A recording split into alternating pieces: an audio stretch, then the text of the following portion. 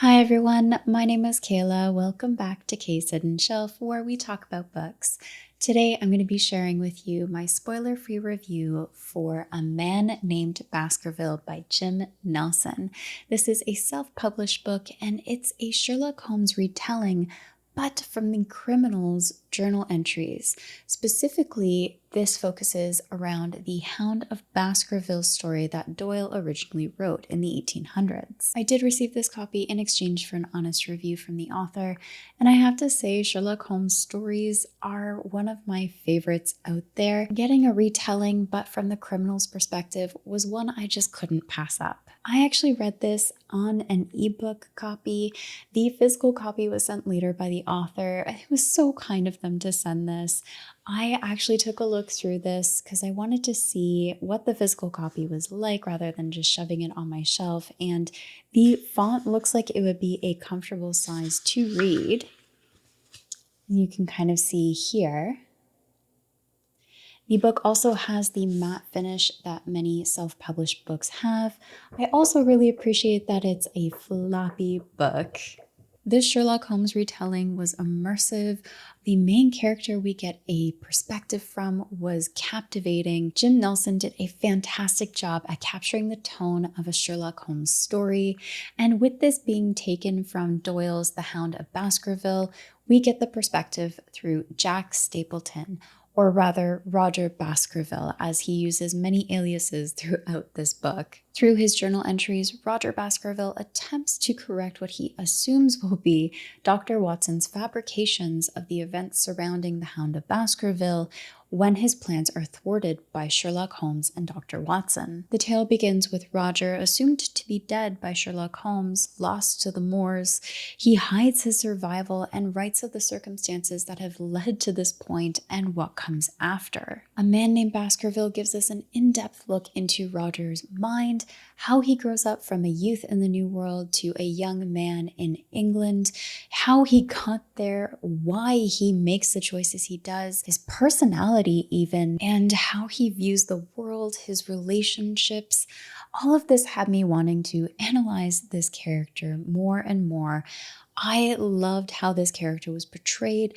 All of it being inside a Sherlock Holmes retelling made it even better. The writing style was eloquent and definitely brought through the feeling of reading a Victorian era novel. While the story was dense in description in some areas, I never found it boring.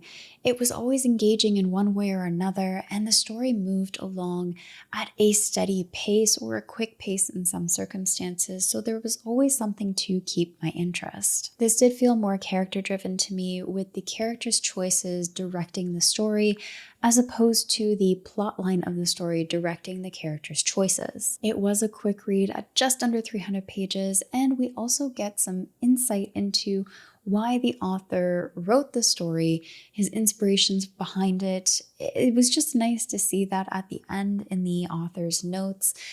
I always love knowing where the story came from, why it came up, and I think Jim Nelson did really well at explaining why he wrote this. It wasn't just because he wanted to do a Sherlock Holmes retelling, there was more to it, and I really appreciated seeing that insight. There were spots that seemed to be slower in pace and quicker in others, so there was some variation in the pacing in this. And though I enjoyed many aspects of this story, there were parts that became a bit repetitive, particularly with the character's behavior.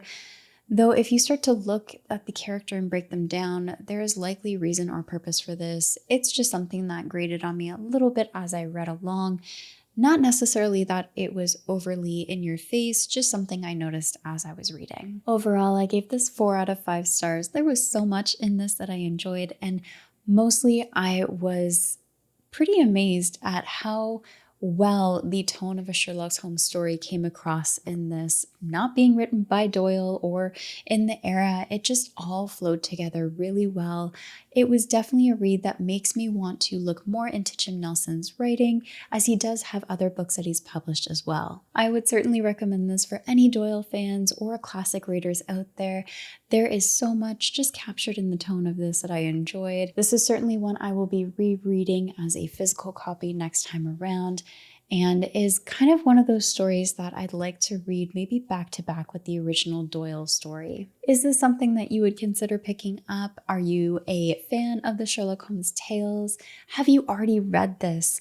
Leave a comment down below. I'd love to hear from you all. Thank you so much for watching, and as always, take care of yourselves.